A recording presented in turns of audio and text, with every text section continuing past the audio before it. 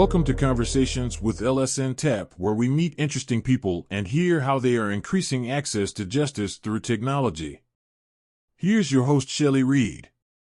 In today's episode, we will be speaking with Mohini Tangri and Tom Pritsky about Safe Haven AI. So welcome, Tom and Mohini. I'd like to have you start by telling our audience a bit about yourself. Why don't we start with Mohini? Yeah, sure thing. So thanks so much for having us on. My name's Mohini. I'm currently working as a plaintiff side attorney, focused on economic justice. So, fighting big oil and big pharma. But I grew up in Colorado, daughter of immigrants. So I had the opportunity to watch them, while they came to the country with nothing, kind of the typical immigrant story, no safety net, and build a future from scratch. And that's really what has informed my understanding of economic justice, which is just generally what I focus on. It's it's not just a legal issue, but it's something that determines who gets to feel safe, who has opportunities, and who gets left behind in the US. And so that is also a huge reason that I am interested in legal aid generally. But beyond that, interested in a lot of women's issues, particularly ending domestic violence. Um, Part of why I founded Safe Haven AI was because I know what it's like to need a lawyer when you're in a vulnerable position, you don't know where to turn. And so access to justice for that reason isn't just an abstract issue for me. It's something that I've experienced and lived. Awesome. Tom, how about yourself? Yeah. Like Mohini, I'm actually also an immigrant. I moved to the US when I was 3.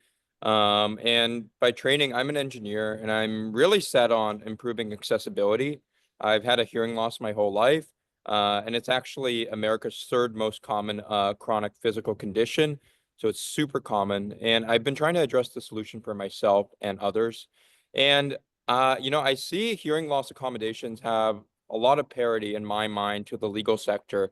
Access to expensive solutions like hearing aids and cochlear implants is unequally distributed, and it results in significant unmet need. So with Safe Haven, I want to make high quality legal services accessible to everyone. And I think technology can help bring that gap and be a force for good, enabling everyone to get top of the line care whenever they need it. And at Safe Haven, I'm working to leverage the latest advances to make legal help safe, accurate, and personalized while reducing lawyer burnout. That's really interesting. I love hearing stories. And can you talk to us? We'll start with you, Tom, a little bit about where you are or how you got where you are today. You said you were an engineer. What does your career path look like to this point? Yeah, definitely. So I did undergrad and my master's at Stanford in biomedical informatics, actually. So I'm really passionate about applying technology to health. My current passion right now is I'm building subtitle glasses for people with hearing loss. That's been a project for myself and others, and I'm actually reading the captions on the screen right now. But most recently, I've been working with Mohini on and a few other co-founders on Safe Haven AI.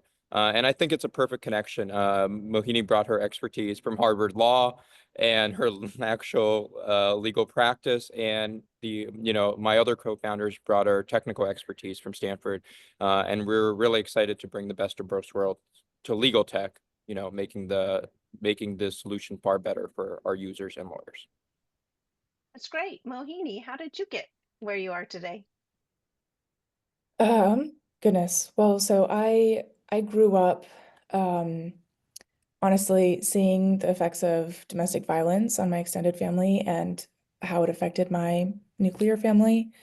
Um, and that inspired me to go to law school, fight for women's issues.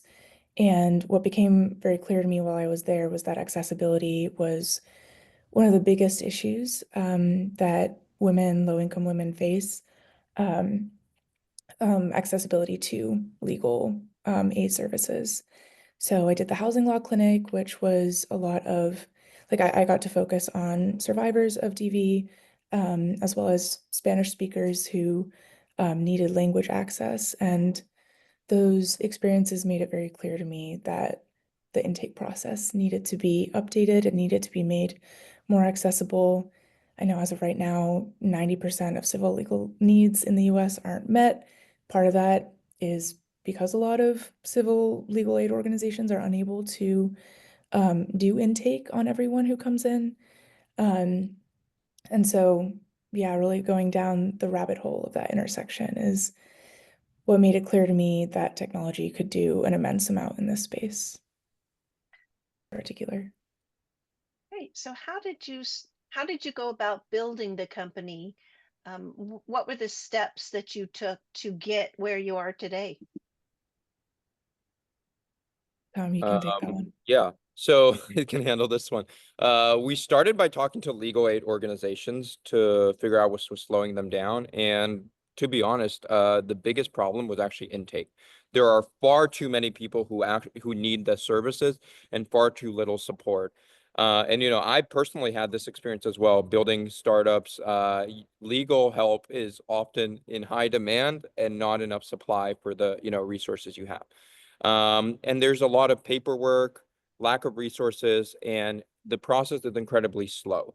So I think voice agents help with that. And our first product was actually a voice assistant that automated intake, making it easier for vulnerable clients to get legal help without significant delays and without waiting on, voicemail or, waiting for an agent for hours or longer.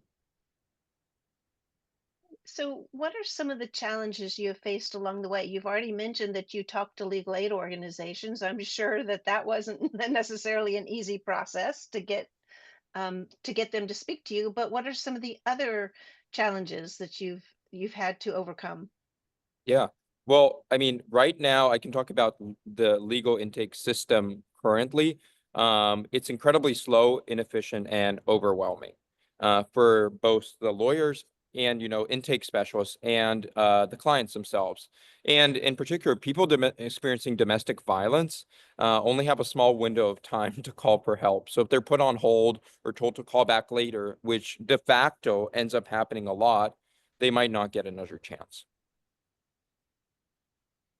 So let's dig a little deeper into that. What it You've mentioned the slowness, the paperwork involved, but let's dig more into that intake system process.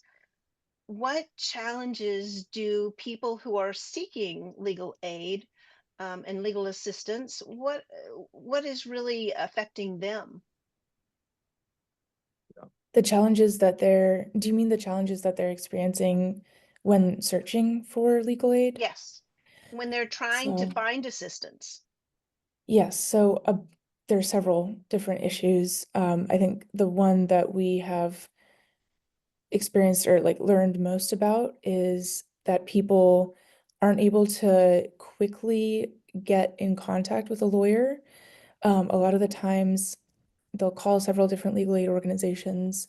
They'll be waiting for extended periods of time for some of them. For some of them, it is a faster process. But then there's a need to do what is it? A conflict check, and there's a need to do eligibility determination or triaging. And so I think a lot of people end up getting lost in the triaging system. Um, it's an imperfect process in many places, partially because the eligibility determinations are different for many different legal aid organizations. And so if one legal aid organization makes a determination that they are not able to help a specific person, they'll refer them out to someone that they believe can help. And then the individual will repeat the process. But really often, those additional legal aid organizations still can't help them. And so they end up getting passed from organization to organization, honestly, through no fault of anyone. It's just that there are not enough, people who are able to staff the phones, able to take the cases. And sometimes the eligibility determination really does prevent people who are very vulnerable from getting the access to legal support that they need. So that's a really roundabout way of saying that a lot of individuals struggle to get matched with an appropriate legal aid organization and attorney. Absolutely. And just that process of having to repeat themselves and answer the same questions over and over again must be very discouraging, particularly if it can take, 2 or 3 weeks for them to hear back from an organization that, oh, and by the way, we're not going to help you. It must be, very discouraging and very, what's Yeah, word, they just have to feel very powerless in our society. I think the emotional toll that this process takes on so many people who are, again, already vulnerable. I do have a bit of experience with, having to tell a personal story over and over and over when I was searching for a lawyer, for a situation that I was in, and that kind of deterred me. It made me think, okay, like there's nobody here to help me. I have to do this on my own. And looking back, I really wish I would have been able to find someone to help me. Um, the outcome probably would have been better. And so ultimately, I don't want more people to have to go through that. It's just exhausting and overwhelming and can be honestly very re-traumatizing. And that is something that here at LSNTAP we're focusing on. We're planning some trauma-informed programming so that organizations are aware that they can do things in a manner that can, I can't say prevent all trauma, but try to reduce introducing new trauma into an experience that has already been so traumatic for um, the clients. So let's talk about how Safe Haven AI works and what the benefits are to the users. Who Yeah. wants to address that? Well, I can dive in. Mohini, fill in the gaps for me. But please, Safe Haven interfaces with legal aid orgs. We, learn about their intake process as much as we can. We make sure that we take the questions that they're asking, their end goals for what they want to know about the clients calling in. And then we use that information to create really human-like AI agents that can handle intake 24/7, any time of night. They're always available for callback, and can provide that first layer of intake to streamline the process. And that significantly improves the intake process for both the legal, the lawyers and the clients calling in. On the client side, they don't have to wait for an incredibly long time.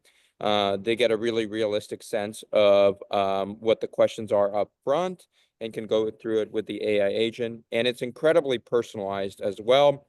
It does not sound like the voicemails or the intakes of past generations. It really does feel like you're talking to a human. And for the lawyers, what it does is it streamlines their cases and also triages the ones that are most critical to make sure that they can move efficiently through intake. And that really helps smooth out the process and reduce burnout for our lawyers. That sounds really great. So I have a couple follow-on questions to that. Do you plan to have like an API where it connects to a case management system at the legal aid organization so that the information gathered feeds directly into their case management system? Yes, that's an incredibly common request. Mohini, maybe you can dive into that one. Yeah, But I yeah, mean, so I have worked on Legal Server when I was doing legal aid work in law school. Legal Server in particular seems to be common and popular in the legal aid space. And so ensuring that our voice agent is able to connect to Legal Server, conduct a client or a conflict check, and populate certain fields is something that I think would make the process much easier for the people who are doing the intake, like the intake managers, to process. So that is a key part of our design. We absolutely want to make sure that that works. Awesome. And then another question brought up because Tom mentioned that the agents sound very human-like. In Florida, for example, um, the bar has said that an attorney-client relationship can be created by an overly friendly chatbot. So thinking about that, are would your does Safe Haven AI give some kind of disclaimer or warning that they're talking to a computer system? Yeah, Yeah. we at the very beginning always disclose you are speaking to an AI assistant. If you'd like to speak to a human operator, you can. I mean, we have to work with each different organization to hook up their system. But that is ideal in terms of our design, just to make sure that, if someone is like, I absolutely don't want to speak to an AI, or I feel uncomfortable, someone is able to have the alternative of, I mean, usually getting into a queue to speak to a human, but has that option. We are not comfortable with eh, well, we have to disclose that it's an AI. We would not do that as a company. We wouldn't, pass it off as a human being. Um, and we are building in protections right now to make sure that we don't share legal advice. Even legal information at this point, we want to be very careful about. I think that we are leaning or more leaning against it. But as information comes out as new cases come out in the legal space on AI and how it's treated in terms of attorney-client relationships, I mean, we're going to accommodate and adapt. So where are you in product development? Is Safe Haven viable, or are you still um, building it, for lack of a better Yeah. term? Yeah, I'll start, and maybe Mohini can dive deeper into our relationship. But yeah, we've established a relationship between Florida and Tennessee legal aid organizations. So we're piloting our products there now. Getting an early sense of adoption, usage, etc. And we've seen a lot of inbound interest actually as well for the product, just because there's so much demand for intake and it's a really difficult problem to accommodate with current resource constraints and staff on hand. Yeah, That's that really covers it. exciting.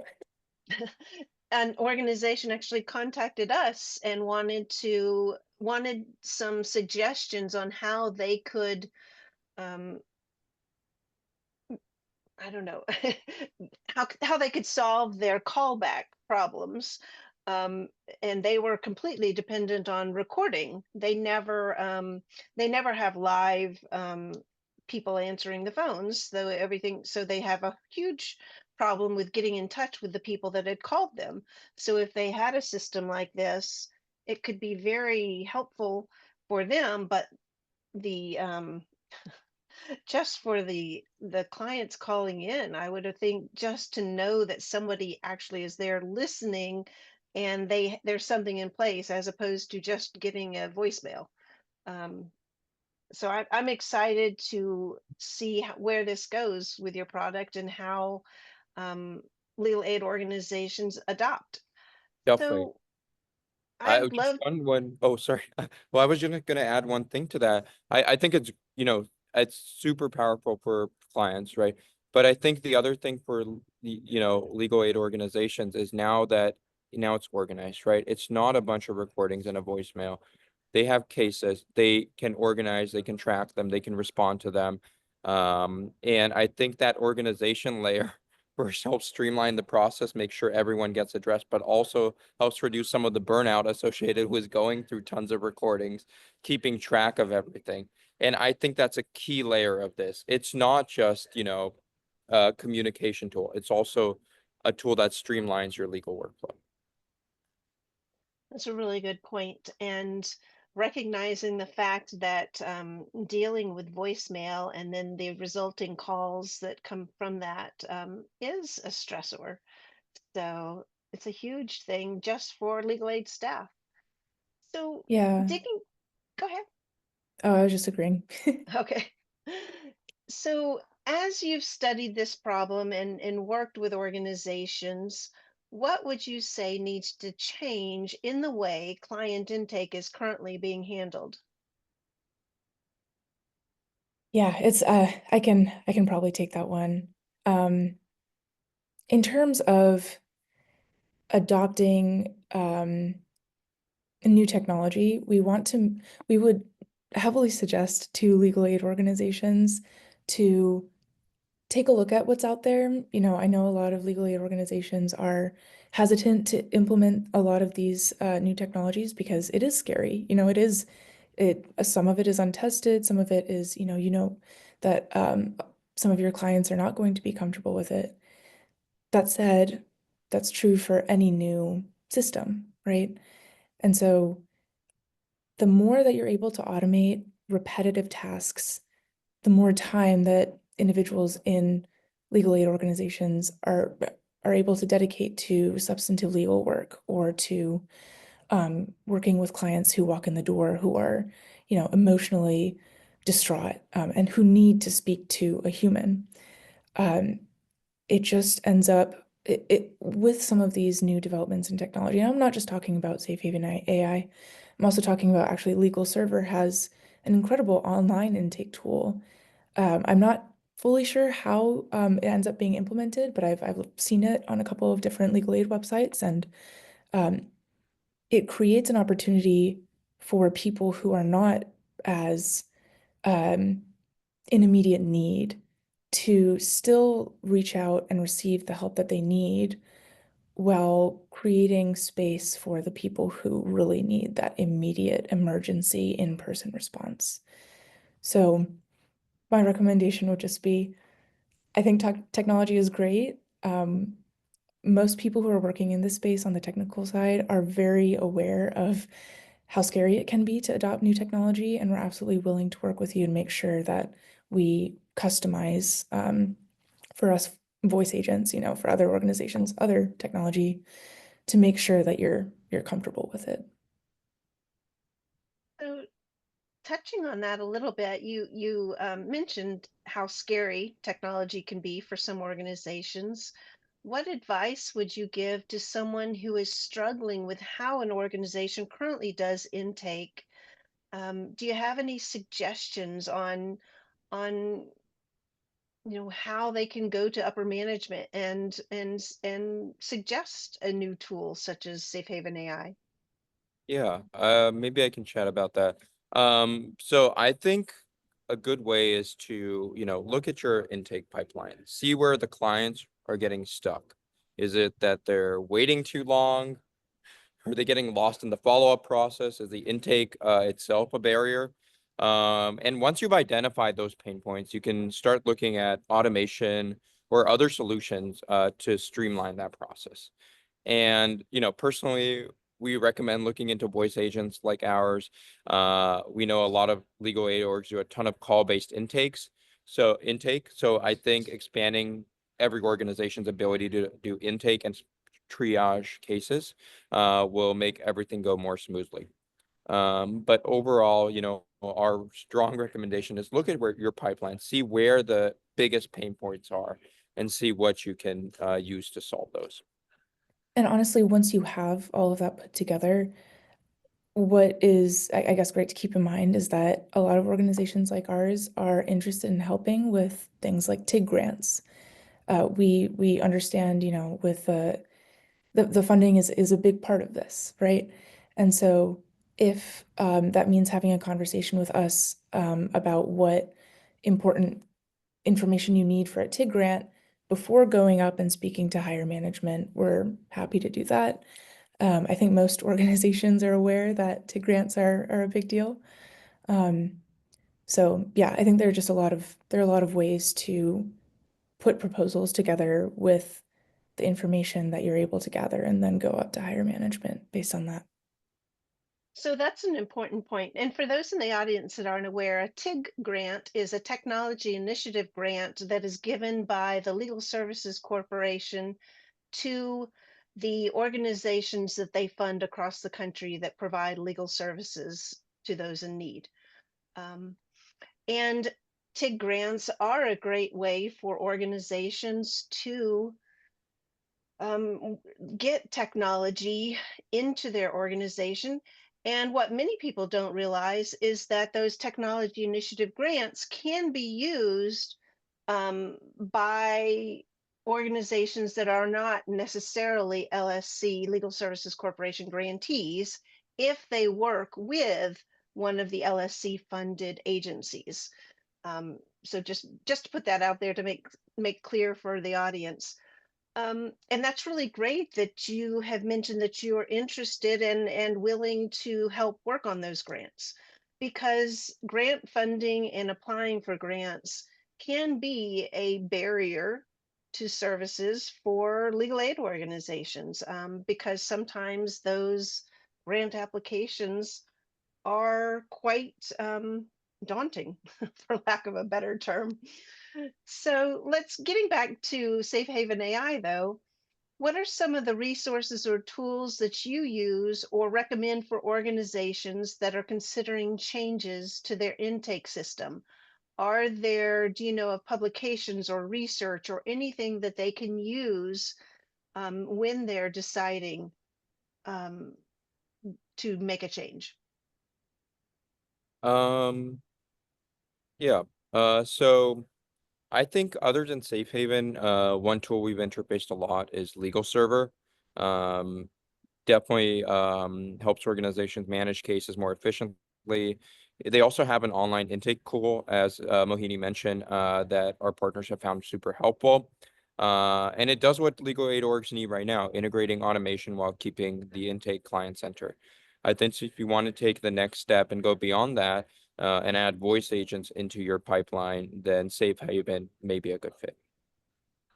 And on top of that, I think that there are what can be difficult for a lot of legal aid organizations, honestly, law firms as well, is deciding what kind of case management system you want if you haven't already decided on something like Legal Server, because I think a lot of the efficiency comes from having a case management system that you feel comfortable with and that, other people in the organization feel comfortable with.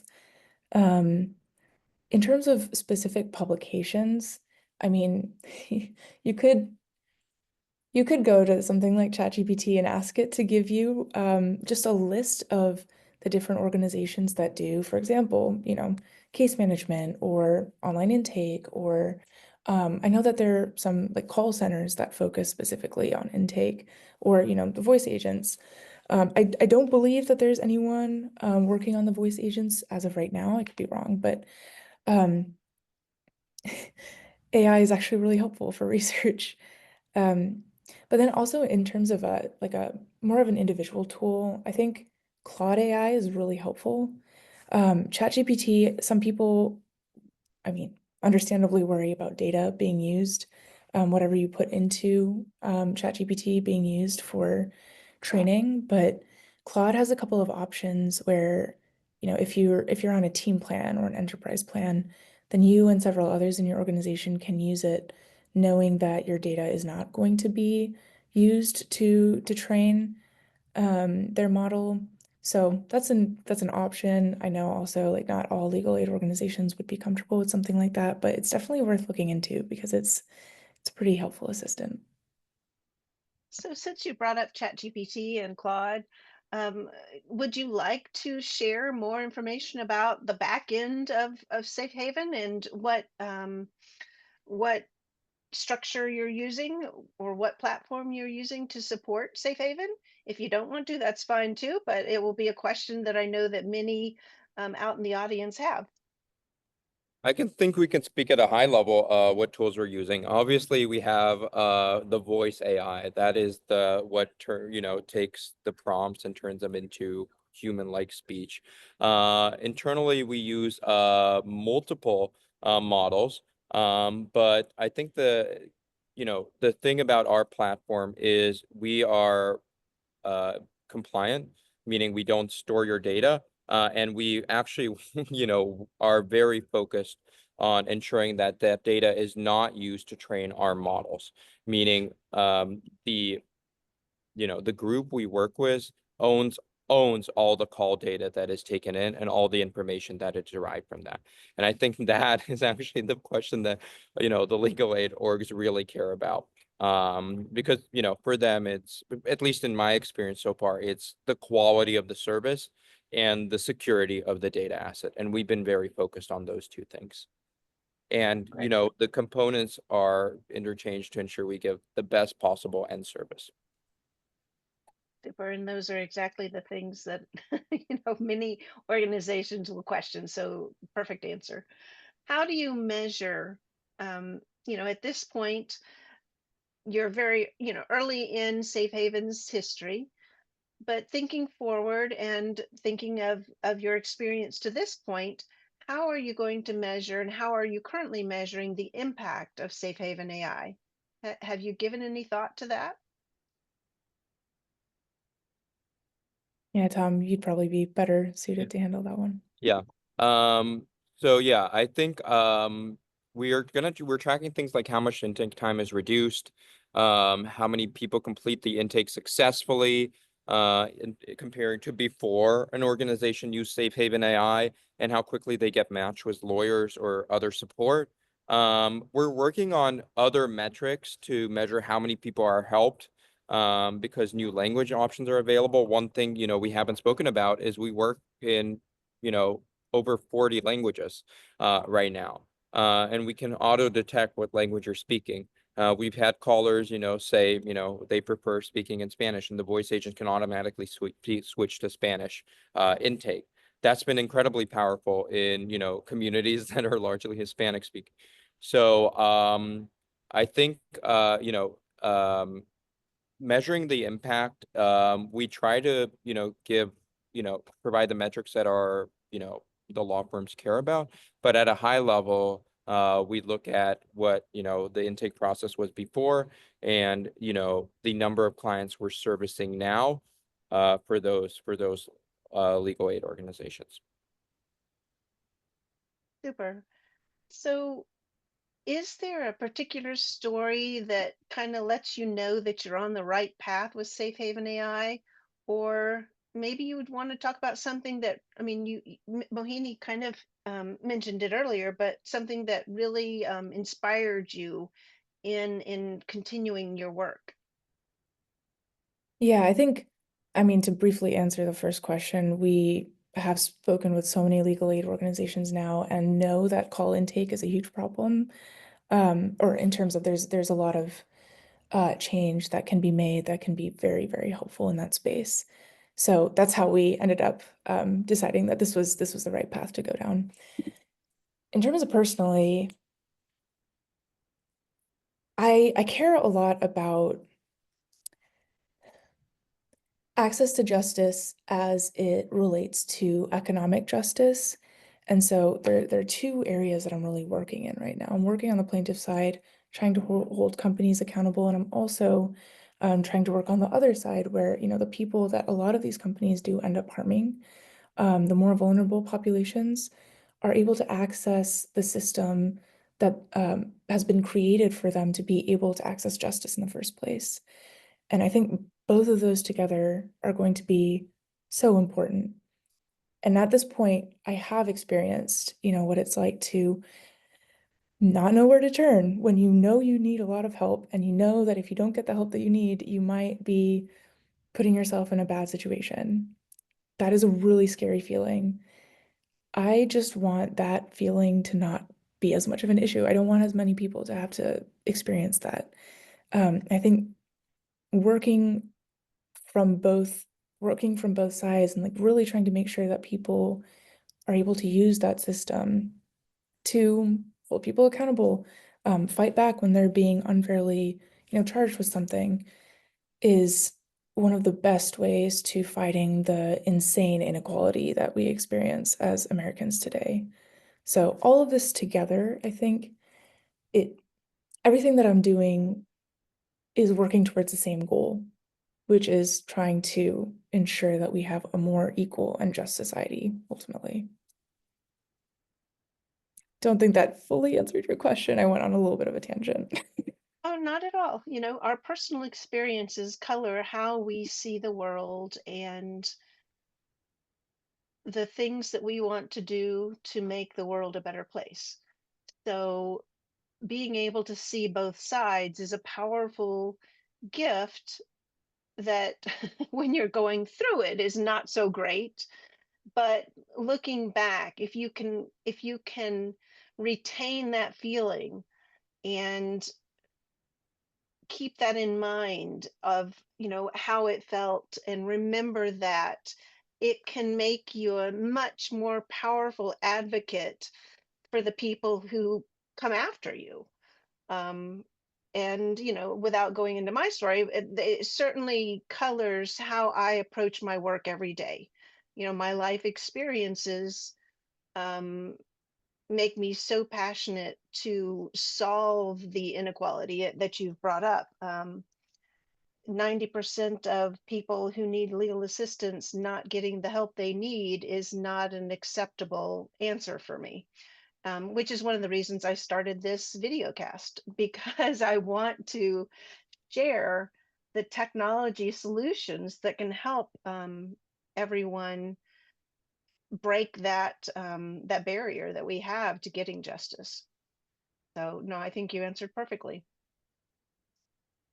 As we kind of start wrapping up our conversation, what are your goals and vision for the future of Safe Haven AI? Where do you want to see the company in 5 to 10 years? Yeah. I'll start. We really want to expand to more legal aid organizations. Like you said, it's unacceptable that 90% of need is not met, which is crazy. And the last thing you want to hear when you're calling about, an urgent traumatic situation is we need to put you on hold, or we have to refer your case outward and they will put you on hold. So our goal is to bring this technology to everyone who can benefit from it, both the legal aid organizations and their potential clients. And we want to make legal intake with calls truly accessible. No long wait times, no endless paperwork, just triaging and speedy matching with lawyers. And we also want to keep it as personalized and as human-like as possible. That's great. So, what is one question that you wish that you would be asked in an interview? And then, of course, the answer to that question. Do either of you have one or both? I mean, I kind of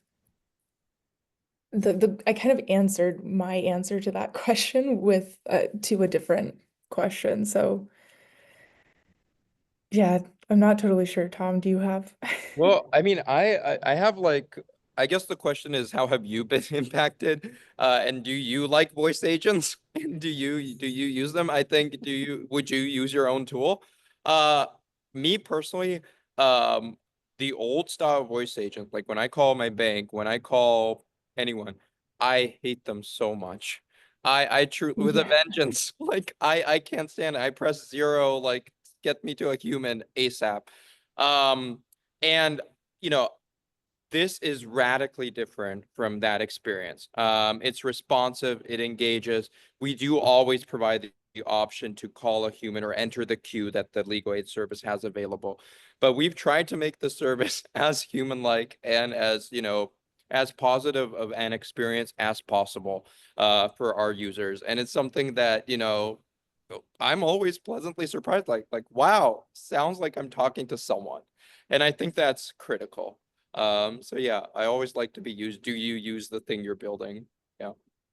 It's been nice, honestly, because I was relatively new to voice agents when we all started working together, a group. And it was really nice to see that you can get the voice agent to be very empathetic if you need it to be. That was so interesting. And when I've been testing the voice agents, I've, said like, I'm experiencing eviction, I have several kids, I don't have a job. It's like all of these things that are really, really stressful, and the voice agent picks up on it and is able to respond in an empathetic manner. It's really nice to hear that. Yeah. That's Well, really awesome. I was oh, just oh, going to say, when you call, a legal aid organization, you get a human. Um, Maybe they're having a bad day. You might not necessarily get empathy. where machines That is don't true. necessarily have that problem. Yeah. So Tom, did you Yeah, have there's something just else? exhaustion to a certain degree. I mean, even just the work that I did at the clinics when I was in law school, I got burned out from that because I was like, I'm speaking to so many people who are struggling so much right now, and I'm a very like take on the emotions of people around me, and so that was a lot. Yeah. No, I would just seconding that. Mohini has been receiving a lot of inbound calls for our product, and she's been like saying like I'm burnt out. So I've been trying to you break know, them, yeah. make sure we So stress test it, you know? yeah. So I think it's, really, yeah, building a solution that, streamlines this process helps everyone, right? It helps clients, it also helps the lawyers on the receiving end. Well, so maybe you need to build a voice agent for your business. Yeah, So Mohini doesn't have to be burned out. But how can people support Safe Haven and get involved with your mission? Where can they find more information? Yeah, most of our information is on our website, which is just safehavenai.org. It has information about the different languages, what the process of getting a demo looks like. You can sign up for a demo, and we have a couple of different options available in terms of how we will make sure that you get access to one. It'll probably be easiest if you either use the website to sign up for a demo or if you email us so it's hello@safehavenai.org. And we'd be happy to talk about potentially, integrating this into your intake process. Great. Just jotting down that email so I can make sure I put it in the notes of the podcast. Thanks. So, final question for both of you. And we do this with all of our guests, what is your favorite app right now? Or what tech tip do you have for our listeners that they could try or use? I love Otter AI. I think it's a great tool. I've used pretty much all the captioning tools out there. And speech recognition, note taking. One cool tip that I really like, and I found out a little while ago, was that Google Chrome will caption everything for you. There's a setting under personalization or accessibility where you can toggle it, and every single piece of media you play, video that pops up, anything in Google Chrome will have live, real-time, really accurate captions added to it. And I use that for all the time, and it's been a game changer for me. Oh, great tip. So thank you so much. I really appreciate you both being here, Tom and Mohini. I really appreciate learning about Safe Haven AI. And I know that our audience will appreciate hearing about this and learning about new options available in the world of intake for legal aid organizations. So thank you so much for being here. Have a great afternoon. Absolutely. Thank you so Shelley. much. Bye.